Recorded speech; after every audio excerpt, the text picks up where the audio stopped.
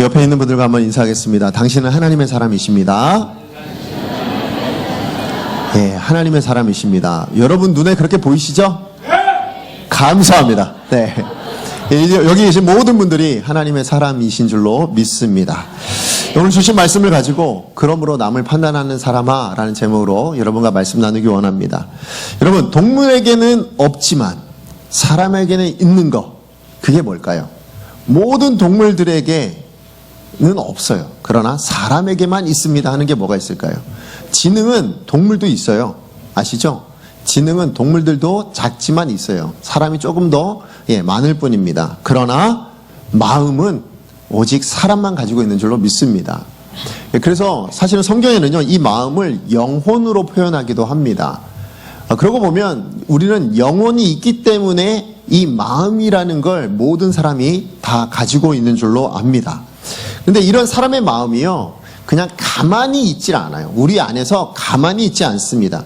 어떤 일이나 아니면 어떤 사람들에 대해서 어느 한 방향으로 흘러가게 되어 있어요. 그래서 마치 액체처럼 그렇게 흘러가게 되어 있습니다. 예를 들면 어떤 사람이 좋아요. 아니면 어떤 일이 좋아요. 그럼 뭐라 그래요? 마음이 기울었다고 얘기를 하죠. 아니면 마음이 쏠린다고 얘기를 하죠. 맞습니다. 그렇게 이처럼 마음이 어느 한 방향으로 향해서 흘러가는 것, 그것을 영어로 뭐라 그러냐면 inclination이라고 얘기하거든요. 이걸 조금 더 그냥 한국말로 번역하니까 경향이라고 얘기해요. 그러니까 마음의 경향이 있다라는 거죠. 자, 그런데 이 경향을 성경에서 뭐라고 표현했냐면 욕구 아니면 소욕, 이렇게 표현하고 있습니다. 그런데 우리 마음 안에 있는 이 경향이라는 게요, 어마어마한 힘이 있다라는 거예요. 무슨 얘기냐면 우리 인생의 모든 부분들, 특별히 우리 인생 그러면 인격, 이런 뭡니까? 지정의 얘기하잖아요. 이 모든 인격을 지배하고 있는 것이 바로 마음의 경향이라고 말씀하고 있습니다.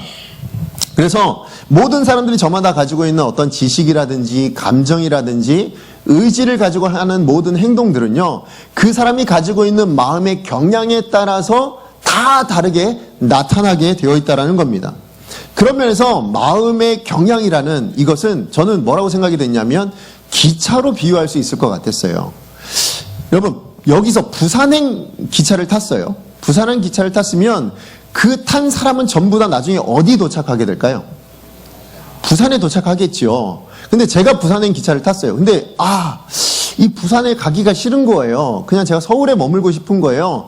그래서 제가 부산행 기차를 타고는 열심히 서울을 향해서 달렸어요. 저는 어디가 있을까요?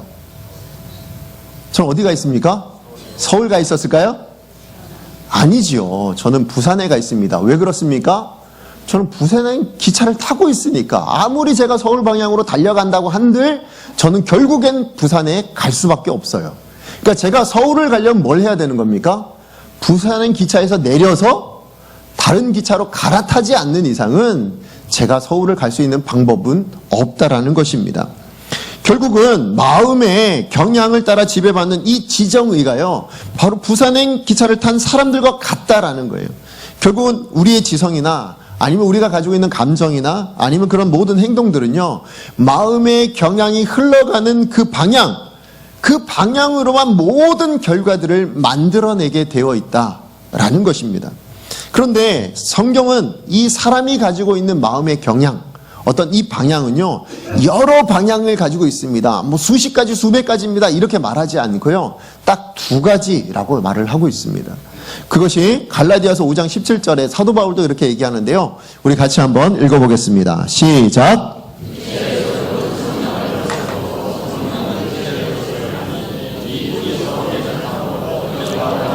하지 못하게 하려 함이니라. 아멘. 자, 사도 바울이 지금 두 가지로 이야기를 하고 있습니다. 사람의 욕구는 요 두 가지로 나타납니다라고 얘기하는데, 첫 번째 욕구는 뭡니까? 육체적인 욕구가 있다라는 거예요. 그래서 세상적인 것으로 흘러가는 그런 경향들이 있다라고 말씀을 하고 있습니다. 그럼 두 번째 경향은 뭘까요? 성령을 따르고 싶은 것. 다시 얘기해서 뭡니까? 하나님을 향하여 가고 싶어하는 마음이 있다라는 거예요. 그래서 이 두 가지가 항상 우리 안에서 그렇게 싸우고 있다라고 말씀하고 있는 것이 갈라디아서 5장 17절 이야기이죠. 그런 부분에 사도 바울은요, 우리가 읽지는 않았지만 2장 말씀에도 보면 사람을 이렇게 두 분류로 분류를 합니다. 뭐라고 분류하고 있냐면 7절 말씀에 보니까 선을 행하여 영광과 존귀와 썩지 아니함을 구하는 사람이 있대요. 자, 그런데 썩지 아니함이라는 게 뭘까요? 썩지 아니함. 이 땅에 썩지 않는 게 있나요? 있습니다. 철은 썩지 않는, 뭐 이렇게 얘기하실 게 아니고 그 썩지 아니함 아니잖아요. 이 땅의 모든 것은 다 썩어 없어질 것들이에요. 결국엔 다 궁극적으로 없어질 것들인데, 그러면 썩지 아니하는 것을 구했다라는 건 어디를 구하고 있는 거예요? 하나님 나라의 것을 구하고 있다는 거예요. 결국은 하나님의 나라의 것들, 그 하나님을 향하여 가는 것들을 구하는 사람이 있는가 하면 그게 첫 번째 사람의 모습이고, 두 번째는 어떤 모습이냐, 8절 말씀에 보니까 진리를 따르지 아니하고 악을 향해서 결국 하나님의 무서운 진노와 분노를 결정하는 그런 경향, 그런 사람이 있다라고 이렇게 사람을 둘로 분류하고 있는 것을 보게 됩니다. 그렇죠? 저와 여러분 마음이 그렇지 않습니까? 오늘 이 자리에 나오실 때 여러분 마음 어떠셨어요?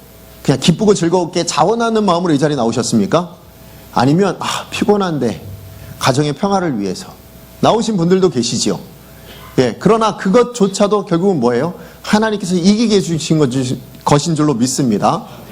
예, 우리 안에는 항상 이 두 가지가 싸워요. 예, 하나님 것을 선택할 거냐, 아니면 세상 것을 선택할 거냐, 하나님 것을 선택할 거냐, 내 생각을 선택할 거냐, 이 모든 것으로 항상 이렇게 두 가지 경향으로 싸우게 되어 있습니다. 근데 문제는 뭐냐? 예, 이렇게 마음 안에 두 가지 경향을 나타내는 건요, 이 세상에 있는 모든 사람들이 다 그렇다고 얘기할 수 없어요. 자, 마음 안에 이 두 가지 경향을 나타내는 사람은 한정되어 있습니다. 누가 이 두 가지 경향을 나타낼까요? 예수 그리스도께 구원받은 사람만이에요. 그러니까 하나님께 선택을 받은 사람만 이 두 가지가 가능한 거예요. 하나님께 구원받지 못하고 예수 그리스도를 믿지 않는 사람은요, 그 마음에 어떤 경향만 있을까요? 한 가지 경향밖에 없어요. 어떤 경향입니까? 하나님을 반대하고 세상으로만 가려고 하는, 육체의 소욕으로만 가려고 하는 그런 경향만 그 사람에게 남아있어요. 그래서 이 땅에 있는 모든 사람들은 다 원래는 한 가지 경향만 있었다는 거예요. 그런데 그런 경향 안에 우리가 구원받음으로 다른 것을 선택할 수 있는, 모든 사람이 다 부산행으로만 가게 되어 있었는데 갑자기 하나님이 우리를 다 내리게 하시더니 다른 쪽을 선택할 수 있는, 서울행을 선택할 수 있는 기차도 마련해 주셨다. 그게 저와 여러분이라는 거예요. 자, 그렇다면 하나님과 반대 방향으로 가는 그런 경향을 한마디로 얘기하면, 한 단어로 얘기하면 뭐라고 얘기할 수 있을까요? 그게 죄라는 거예요. 그러니까 하나님과 반대로 가는 경향, 우리의 마음이 하나님과는 정반대의 것을 선택하려고 하는 경향, 그게 바로 죄라고 말씀합니다. 그렇습니다. 죄는 그 자체가 하나님을 반대하는 속성이 있어요. 그리고 죄는 사람으로 하여금 하나님을 반대하게 만들게 하는, 그렇게 부추기게 하는 속성이 죄 가운데 있습니다. 그래서 모든 사람들은 사실은 자기 욕심대로 살고 자기 영광을 구하게 하고, 그래서 하나님의 뜻과는 전혀 반대되어지는, 순종하지 못하게 만드는 것이 바로 죄다라고 이야기를 하고 있는 것이죠. 뿐만 아니라 심지어는 생명과 진리인 줄 알아도요, 그것에 앞에 순종하지 못하도록, 그리고 오히려 고집스럽게 회개하지 않도록 만드는 것, 그것이 바로 죄악된 경향이다, 그것이 죄악된 마음의 성향이다 라고 말을 합니다. 그리고 그것에 대한 결과물이 뭘까요? 그런 죄악된 경향을 가진 사람들이 만들어내는 결과물들이 뭡니까? 그게 우리가 1장에서 보아왔던 사람들의 모습이라는 거예요. 하나님의 진노를 받을 수밖에 없고, 하나님의 내어버림을 받을 수밖에 없고, 우상과 성적 타락과 더 나아가서는 29절부터 나오는 21가지 대표적인 모든 죄악들을 범하는 그 모든 일들을 나타낼 수밖에 없다. 무엇 때문에요? 마음의 성향이, 마음의 경향이 하나로만, 어디로요? 죄악된 것으로 가다 보니까 그런 것들을 만들어나게 되어 있다라는 겁니다. 그뿐인가요? 32절 말씀해 보니까 뭐라 얘기하죠? 죄악된 말씀의 경향을 가진 사람은 옳고 그름이 분별되어 알고 있음에도 뭡니까? 하나님 원하는 행동들을 하지 않고 오히려 그런 행동들을 하는, 원하지 않는 행동들을 하는 사람들을 옳다라고 이야기한다는 거예요. 그게 로마서 1장 32절이죠. 우리 같이 한번 읽어보겠습니다. 시작.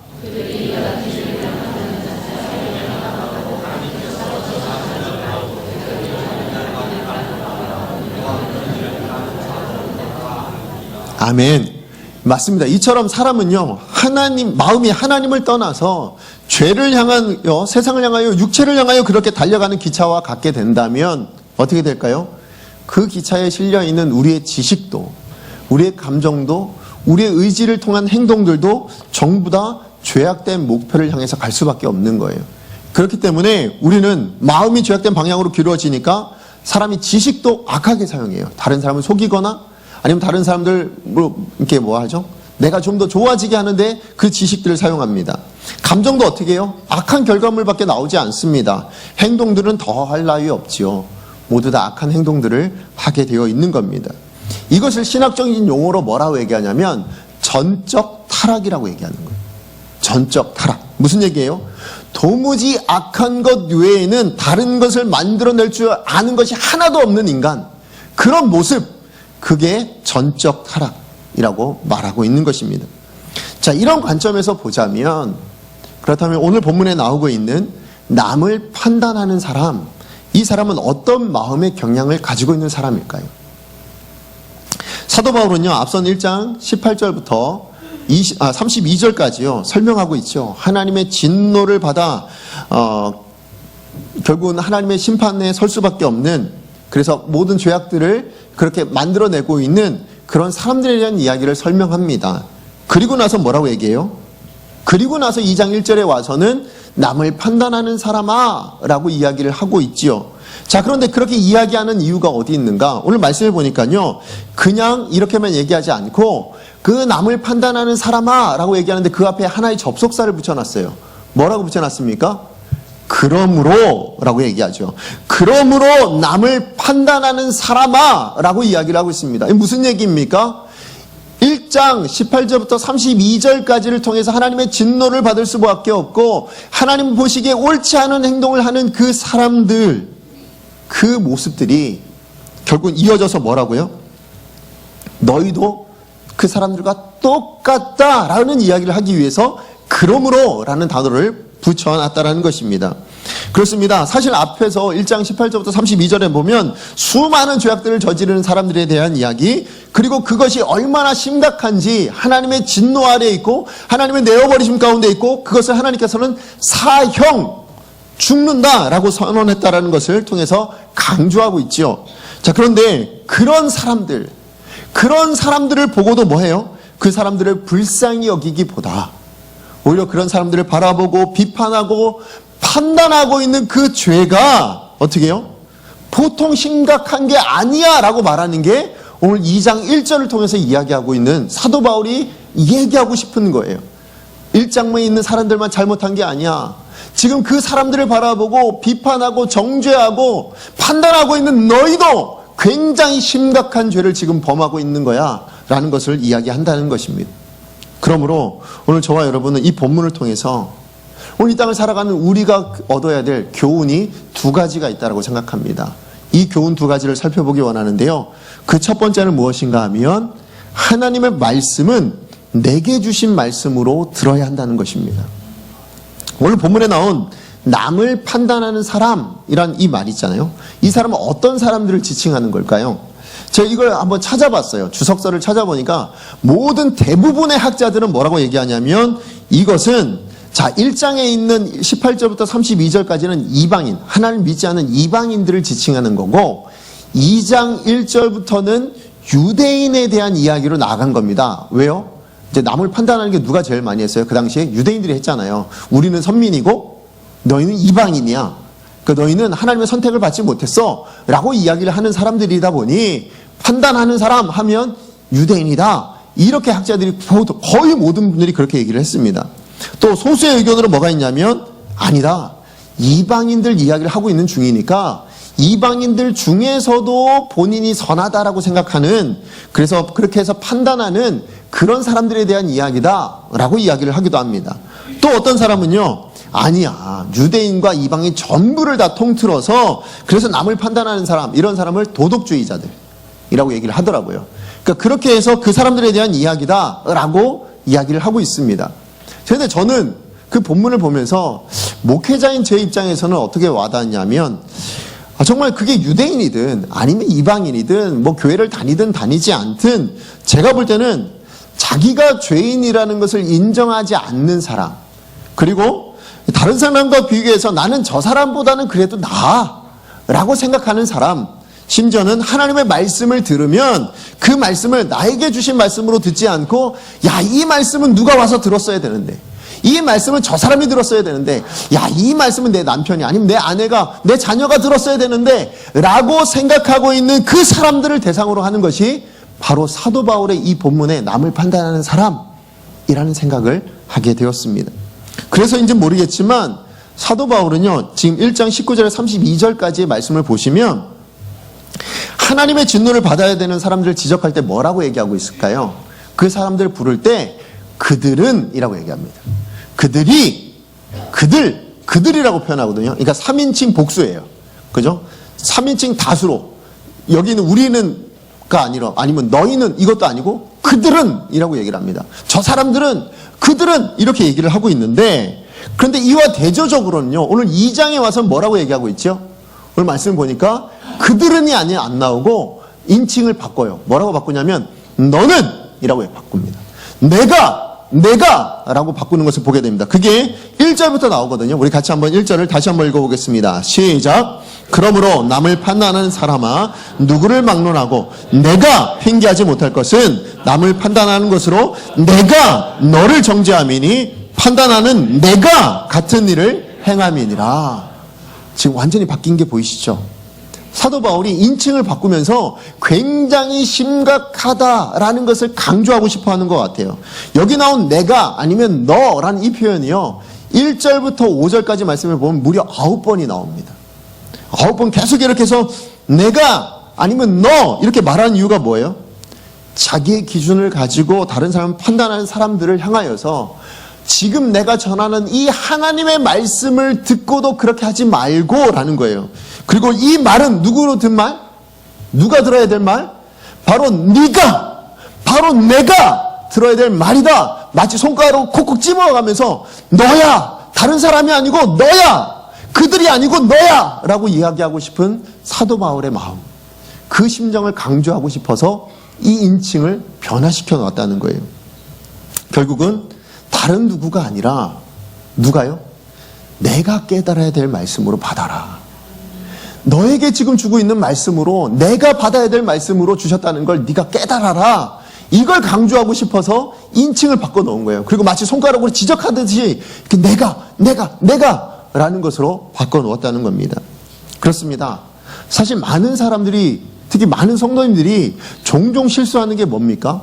우리가 정말 자주 실수하는 게 바로 하나님 말씀을 받을 때에 나에게 주시는 말씀으로 받지 않고 다른 사람에게 주시는 말씀인 것처럼 그렇게 생각한다는 겁니다. 사실 제가 신혼부부를 섬긴 적이 있습니다. 제가 신혼부부를 5년을 섬겼어요. 5년을 섬겼는데 그 5년을 섬기는 동안에 신혼부부이다 보니까 부부들에게 권면할 일이 많잖아요. 젊은 부부들, 이제 막 결혼한 부부들에게 권면할 일이 많을 때 그때 뭘 가지고 제가 주로 권면했냐면 말씀을 가지고 권면해야 되니까요. 근데 그 중에 에베소서 5장 말씀을 가지고 권면할 때가 많았어요. 그래서 24절 말씀에 보면 뭐라고 나오냐면 아내들아 하면서 얘기하죠. 뭐라고 얘기합니까? 범사에 자기 남편에게 복종할지어다. 자, 이 말씀 들으면서 여러분 마음에 어떤 마음이 드세요? 예, 남편분들은 이미 그래, 이거 우리 아내가 들었어야 되는데 벌써 이런 마음 가지고 계실 거예요. 그런데 25절엔 뭐라고 나옵니까? 남편들아 라고 얘기하면서 뭐라 했죠? 아내 사랑하기를 그리스도께서 교회를 사랑하시고 그 교회를 위하여 자기를 주심같이, 자기 생명을 버리심같이 사랑하라 라고 말씀을 합니다. 그래서 제가 신혼부부들에게 그렇게 얘기해요. 그렇게 사십시오 라고 얘기하면 10쌍 중에 9쌍은 뭐라고 하게요? 10쌍 중에 9쌍은 말로 하든지 눈빛으로 교환을 하든지 다 그렇게 합니다. 어떻게 해요? 거봐. 예, 이렇게 얘기합니다. 뭐예요? 아내들을 바라보는 남편들은 야, 네가 내 말을 들었어야지. 그래, 나 말에 복종하라잖아. 복종을 했어야지. 이렇게 보통 반응합니다. 그러면 아내들은 보통 어떻게 반응합니까? 사랑했어야 내가 하지. 이거예요. 당신 나를 예수님처럼 그렇게 사랑해보지? 그럼 나도 복종할 수 있지. 이런 반응으로 서로 뭐예요? 서로 그렇게 해야 되는 것처럼 이렇게 받아들이는 거예요. 그러니까 뭐만 나아요?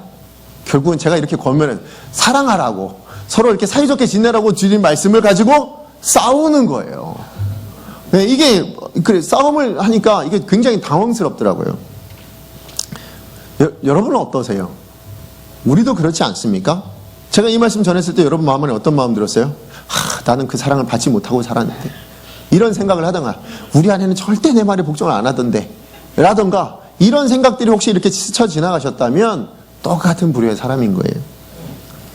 근데 우리는 부부에 대해서만 그렇게 하지 않죠. 자녀들에 대해서거나 아니면 다른 사람들을 대할 때도 그래요.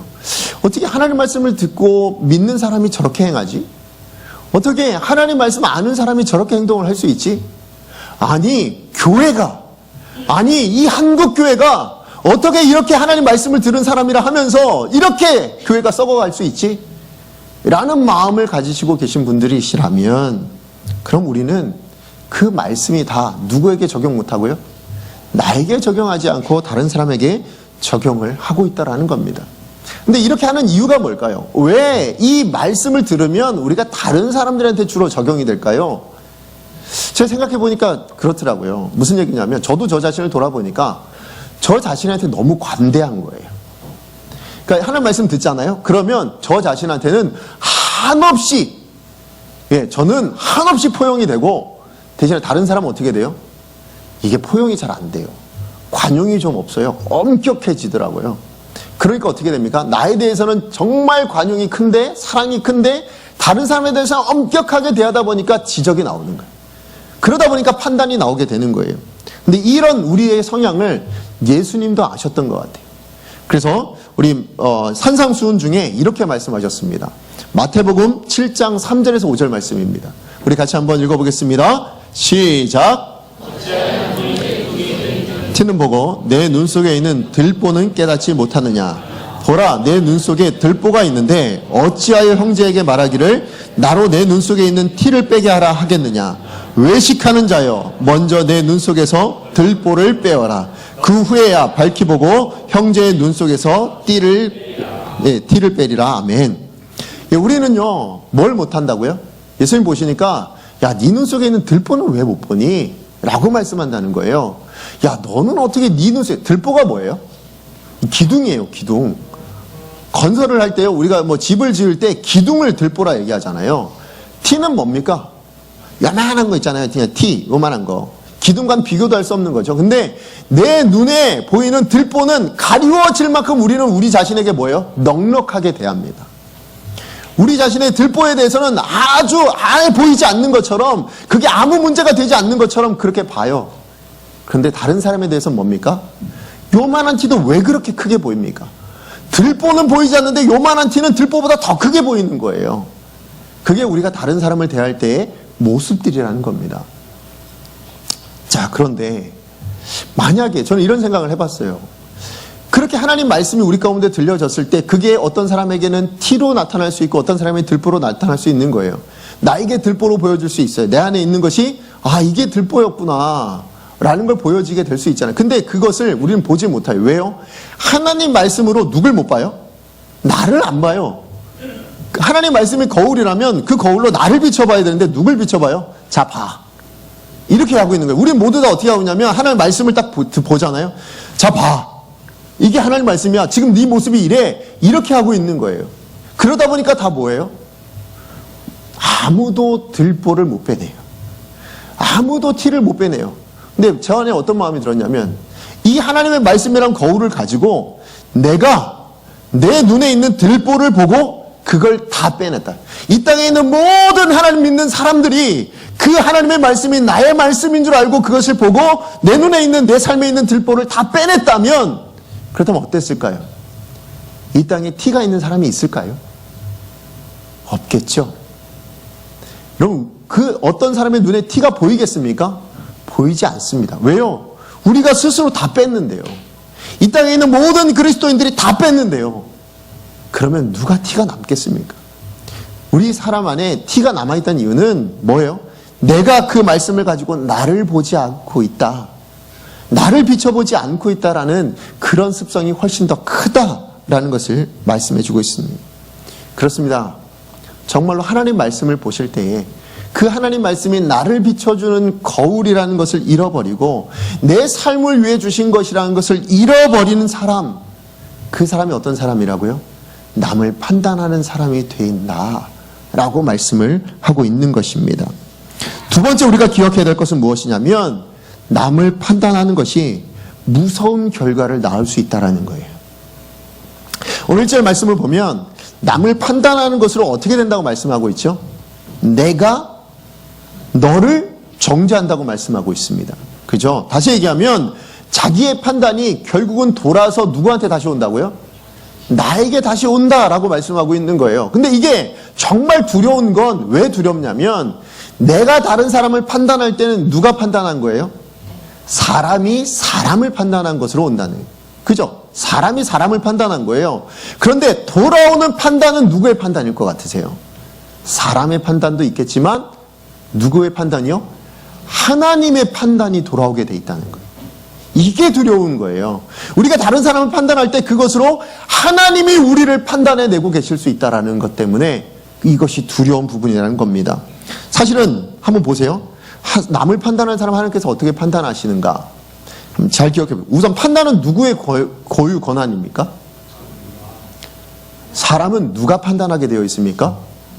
사단이 판단하나요?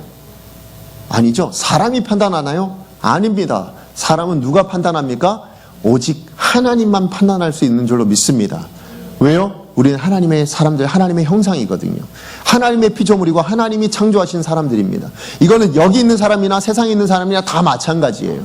우리 모두는 다 뭡니까? 하나님이 지으신 사람입니다. 그렇다면 우리가 천국을 가든 지옥을 가든 하나님의 심판대에 섰을 때 누가 판단합니까? 하나님이 판단하게 되어 있습니다. 그러므로 우리가 다른 사람을 판단하게 되면 뭡니까? 하나님의 자리에 서거나 하나님보다 그 위에 서 있는 것이 바로 우리의 모습이 될 수 있다는 거예요. 그런 죄를 범하게 된다. 하나님의 자리에 앉게 되는 그런 죄를 범할 수 있다라고 말할 수 있는 거예요. 또 뭐가 있습니까? 우리가 판단하고 정죄한다면요, 하나님께로부터 뭘 얻지 못하냐면 의롭다 하심을 얻지 못할 수도 있대요. 자, 이 얘기가 여러분 누가복음 18장 말씀에 보면 예수님께서 비유를 드시는데 어떤 비유를 드셨냐면 바리새인과 세리의 비유를 드셨거든요. 거기 보면 바리새인이, 여러분 바리새인 하면 어떻습니까? 누가 보더라도 세리보다는 훌륭한 사람 아닙니까? 그죠? 그 당시 사람이 아니라 지금 우리가 봐도 뭐예요? 바리새인들은요, 여러분 바리새인 하니까 막 성경에서 나쁜 것만 얘기하니까 그렇지만 사실은 뭡니까? 율법을 지켜내기 위해서 얼마나 열심으로 충성되게 살았던 사람들인데요. 정말 그 하나님 말씀을 지켜내기 위해서 정말로 자기의 삶의 모든 부분들을 다 절제하고 정말 그렇게 살아냈던 사람이에요. 그런 사람이 오늘 본문에 뭐라고 나오냐면 18장에 보면 이렇게 기도를 합니다. 하나님이여, 나는 다른 사람들 곧 토색, 불의, 간음을 하는 자들과 같지 아니하고 이 세리와도 같지 아니함을 감사하나이다 라고 얘기해요. 이렇게 기도했어요. 뭘 한 거예요? 세리와 같지 않음을 통해서 세리를 판단하고 있죠. 분명히 옳은 사람임에도 불구하고 정말 열심히 살아낸 의로운 사람임에도 불구하고 그걸 가지고 뭘 해요? 세리를 판단했어요. 그런데 세리는 어떻게 기도합니까? 하나님이여, 불쌍히 여기소서, 내가 죄인이로소이다. 누구를 판단합니까? 나 자신을 판단합니다.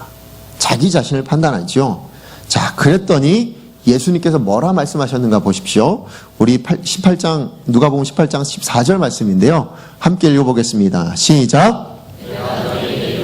이에 저 바리새인이 아니고 이 사람이 의롭다 하심을 받고 그의 집으로 내려갔느니라. 무릇 자기를 높이는 자는 낮아지고 자기를 낮추는 자는 높아지리라 하시니라. 아멘. 지금 오늘 이 말씀을 보십시오. 누가 의롭다 하심을 받았어요? 누가 받았습니까? 세리가 받았지요. 이 사람이라고 얘기하는 이 사람은 세리입니다. 자, 그런데 의롭다 하심을 받았대요. 그죠? 의롭다 하심을 받았다라고 얘기하고 있어요. 누가 주신 겁니까? 이거 누가 주신 거예요? 세리와 바리새인 중에 세리에게 의롭다 하심을 주신 이가 누구입니까? 하나님이신 거예요. 왜요? 누구에게 한 기도예요? 하나님께 올려드린 기도 아닙니까? 그랬을 때 그 기도를 들으시고 하나님이 의롭다 하심을 세리에게 줬다고 얘기하고 있습니다. 왜요? 오늘 여기에서 있는 말씀을 보면 뭡니까? 바리새인의 문제는 뭐예요? 그의 삶이 의롭지 않은 것이 문제가 아니라 뭡니까? 세리를 판단하고 세리보다 낫다라고 얘기를 하고 있는 그 모습 때문이라고 얘기하는 거예요. 그게 위선이라고 말씀하고 있는 것입니다. 근데 이뿐이 아니에요. 이거보다 더 위험한 일도 있습니다. 뭐냐면 남을 판단할 때 어떤 무서운 결과를 낳는가, 이 부분에 있어서요, 사실 사도 바울 본인이 너무나도 잘 알고 있었어요. 어떤 무서운 결과를 낳는가. 무슨 얘기냐면, 여러분, 남을 판단하는 사람아 라고 얘기할 때에 그 이후에 나오는 인칭이 전부 다 내가 라고 한다고 제가 말씀을 드렸어요. 자, 이렇게 내가 라고 얘기하면서 누군가의 가슴에 뜨끔뜨끔하게 만들고 있는 거죠. 자, 그런데 이 뜨끔뜨끔하게 만들면서 남을 판단하는 사람아 라고 얘기했을 때 이 말에서 가장 뜨끔한 사람이 누구였을 것 같으세요? 가장 마음이 아픈 사람이 누구였을 것 같으세요? 저는 그게 사도 바울이었다고 생각합니다. 왜 그렇습니까? 예수님께 구원받기 전에 자기의 모습이 어떤 모습이에요? 남을 판단했던 사람이었거든요. 다른 사람을 판단했던 사람이었거든요.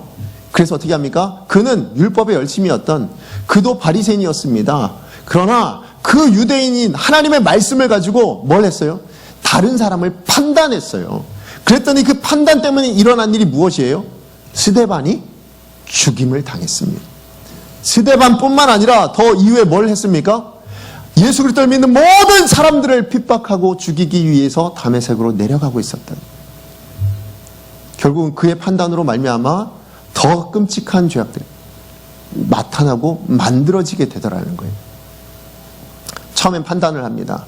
이걸 판단하고 났더니 다른 사람이 미워지기 시작하고 그 미움이 분노로 변하더니 그것이 살인으로까지 이루어지는 그런 극단적인 범죄들이 나타나게 되더라라는 거예요. 이걸 우리는 지금 보고 있지 않습니까? 여러분, 우리 사회에 지금 나타나고 있는 정말 심각한 문제를 우리는 보고 있지 않습니까? 뭐요? 악플. 악플이 뭡니까? 다른 사람 판단하는 거잖아요. 다른 사람을 판단해내고 있는 겁니다.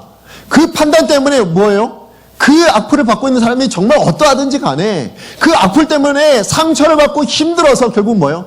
자기의 목숨까지도 끊게 되는 그런 일들이 생기더라. 이런 무서운 결과를 낳게 되더라. 라는 것을 누가 잘 알았다고요? 사도 바울이 잘 알게 되었다라는 거예요.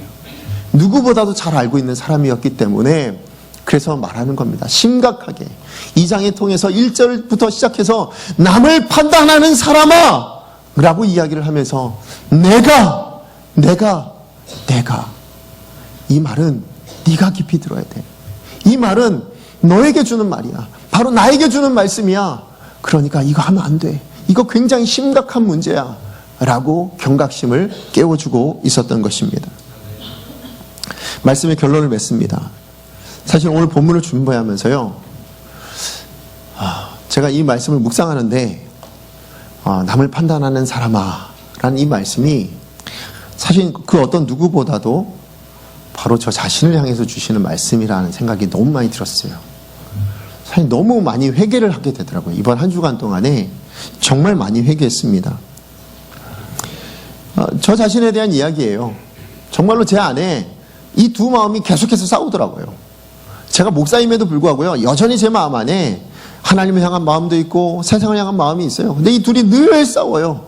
늘 싸우는데 누가 잘 이길 것 같으세요? 어떤 마음이 잘 이길까요? 예, 하나님 감사합니다. 그런데 그렇지 않아요. 정말 그랬으면 좋겠는데요, 세상을 향한 마음이 더 많이 이기더라고요. 솔직히 제 자신을 돌아보니까. 그리고 나서 어떻게 하냐면 솔직히 저도 판단을 굉장히 많이 하고 있더라고요. 여기 저희 아내도 앉아있고 아까 저희 아이들도 앉아있지만 요즘 저희 첫째를 보면 끊임없이 판단이 됩니다. 저놈의 자식을 저거를, 이런 마음이 진짜 막 일어나요. 막 일어나고 저걸 어떻게 하면 좋아, 이런 마음 계속 일어납니다. 게다가 그런 마음이 계속 생기니까 어떤 마음이 드냐면 아내도 판단하게 돼요. 어떻게 판단해요? 야, 집에서 뭐 하는 거야? 이런 마음이 생기더라고요. 물론 제가 집을 잘 안 들어가요. 그래서 그런지 모르지만, 집에 있으면서 뭐 하는 거예요? 저걸 하나 저렇게 못하고 맨날 게임하거든요. 집에 가면 제 보는 모습에 핸드폰을 보거나 컴퓨터를 보거나 이 둘 중에 하나예요. 그거 보고 있으면 속이 터져요. 그러면 집에 있는 저희 아내한테 계속 진짜 집에 있으면서 저거 하나를 컨트롤 못하고 뭐 이런 마음이 막 드는 거예요. 근데 이 마음이 뭘 나타내냐면 아까 말씀드렸듯이요. 제 마음 안에 막 분노가 일어나요. 이게 사랑하는 아들이잖아요. 사랑하는 아내잖아요. 근데 이게 막 바뀌어요. 막 미워지기 시작하고 그다음 막 분노가 일어나기 시작하는 거예요. 진짜 집에 있기 싫어. 막 이런 마음이 제 안에 막 부득부득 막 일어나는 거예요. 그러면서 뭐가 없어져요? 제 안에 평안함이 없어지는 거예요. 제 마음 안에 평안함이 사라지는 거예요. 그리고 막 분노가 일어나니까 이거 진짜 심각하다라는 생각이 그런 제 모습이 이렇게 그냥 지나가는 거예요. 이 말씀을 남을 판단하는 사람아 이거 하는데 제 아내를 판단하고 제 아들을 판단하고 심지어 저희 여기 어머니도 앉아 계시는데 저희 부모님도 판단하고 그랬던 제 모습이 계속 지나가는 거예요. 그러면서 이게 너무나도 좋지 않다라는 생각이 마음 안에 드는데요. 막상 또 집에 가면 또 들어요. 막상 또 이렇게 저희 어머니께 전화를 받거나 하면 또 그런 마음이 막 들어요. 그런 생각들이 정말 계속 있더라고요. 그러면서 제 안에 뭐냐면 진짜 나도 어쩔 수 없구나. 나도 여기에 자유롭지 못하구나. 정말 저를 향한 책망의 마음이었어요. 그러면서 이제 이 말씀을 이제 제가 결론을 내면서 그래서 뭐라고 생각했냐면 판단하지 말아야지. 판단하지 말아야지. 이런 마음을 하면서 여러분에게도 여러분 판단하지 마십시오. 다른 사람을 판단하지 마세요. 라고 하려고 했어요. 말씀의 결론을. 그러려고 했는데 하나님이 저한테 뭐라고 말씀하시냐면 내가 너 판단하지 말라고 이 말 준 거 아닌데 라는 마음을 문득 주시는 거예요. 무슨 얘기냐면 판단하지 않는 건 당연한 거고 난 너한테 판단하지 말라고 이 말 준 것이 아니라 거기서 한 걸음 더 나아가라고 준 말이야 라고 얘기를 하시더라고요. 그러고 보면서 제가 2장을 다시 한번 쭉 읽어봤어요. 그래서 1장부터 시작해서 2장까지 쭉 읽어보면서 그때 하나님 마음이 느껴지는 거예요. 어떤 마음이었냐면 남을 판단하지 않는 그런 소극적인 상태에서 머무는 것이 아니라 거기서 한 걸음 더 나가야지. 그게 내가 너한테 바라는 거지. 그게 내가 너를 구원한 이유이지 라고 얘기하시는 거예요. 하나님 저를 판단하지 않으셨어요. 그죠? 하나님의 판단대로라면 전 뭡니까? 당연히 지금 이 자리에 서 있는 것이 아니라 저 뭐 해야 돼요? 지옥에 가 있어야죠. 여기는 우리 모두는 다 지옥 가 있어야 되는 거 아닙니까? 그런데 왜 하나님이 저와 여러분을 그렇게 판단하지 않고 이 자리에 두셨을까요? 이유는 뭡니까? 내가 판단하지 않았으니까 너희도 판단하지 마. 이것 때문입니까? 아니에요. 거기서 한 걸음 더 나가라고요. 어떻게? 사랑하라고. 사랑하라고요. 나 너 사랑해줬잖아. 나는 판단하지 않는 것으로 그친 것이 아니라 나는 내 아들을 주기까지 내 아들을 십자가에 못 박아 죽여서 너를 살리기까지 너를 사랑했잖아. 그러니까 너도 사랑해야지. 하나님께서 저한테 그렇게 말씀하시더라고요. 너 사랑해야지. 너 아무리 아들이 미워도 사랑해야지. 네 아들인데.